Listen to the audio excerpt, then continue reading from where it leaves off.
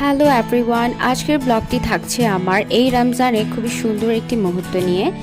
যদিও অনেক দেরি হয়ে গিয়েছে আমার পরীক্ষার কারণে, যথাসময়ে আমি আপলোড করতে পারিনি। আশা করছি তোমাদের ব্লগটি ভালো লাগবে। So let's get started.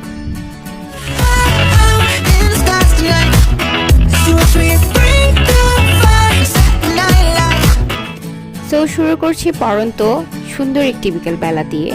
আর রমজান মাসে এরকম বিকেলবেলাটা খুবই স্পেশাল হয়, তখন আমরা সকলে আমাদের ইফতার মেকিং নিয়ে বিজি থাকি, সকলে টায়ার্ড থাকি, তারপরও সকলে সব ধরনের কাজ একাধারে করে শেষ করি মাগরিবের আজানের আগে। তো সেদিন আমাদের ইফতার পার্টির দাওয়াত ছিল এবং সকলে মিলে রেডি হয়ে একসাথে চলে যাচ্ছিলাম। আমি, আমার হাজব্যান্ড এবং আমার আব্বু আম্মু সকলেই চিটাং ক্লাবে হচ্ছিল।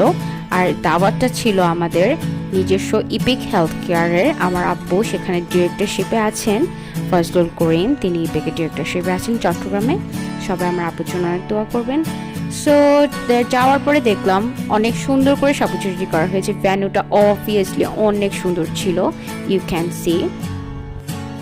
বসে বসে ভাবছিলাম পরিবারের সকলে মিলে একসাথে বের হলে ইফতার করলে এটার আলাদা একটা মজা থাকে। আর এই যে আমি দেখছিলাম বসে বসে সবচেয়ে সুন্দর একটি দৃশ্য, আমার আব্বু, ভাই এবং আমার হাজব্যান্ড একসাথে বসেছিল। আল্লাহ তাদেরকে সবসময় ভালো রাখুক, সবাই দোয়া করবেন সবাই আমার ফ্যামিলির জন্য। এরপরে আর কি শুরু হয়ে গেল কোরআন তেলাওয়াত সুন্দর একটি সূরা দিয়ে হুজুরের। তারপর তিনি আমাদেরকে ইফতারের দোয়া আর অনেক কিছু সম্পর্কে জানাচ্ছিলেন।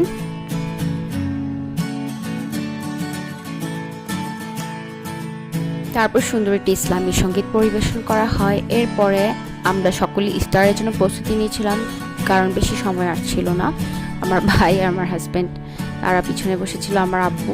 আমি সব কিছু ক্যাপচার করতে পছন্দ করি, ক্যাপচার করছিলাম ব্লগিংয়ের জন্য। আর এই যে আমাদের ইফতার চলে এসেছে, খুবই সিম্পল ছিল, কারণ এরপরে আবার রাতের ডিনার ছিল।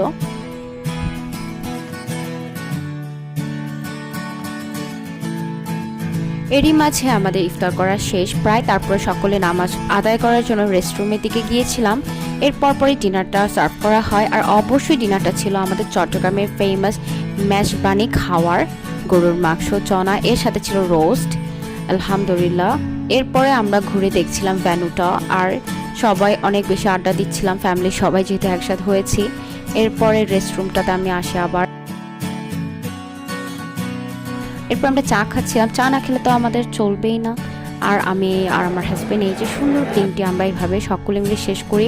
ইট was the best iftar party ever in my life. তো এই ছিল আমার দিনটি নিয়ে।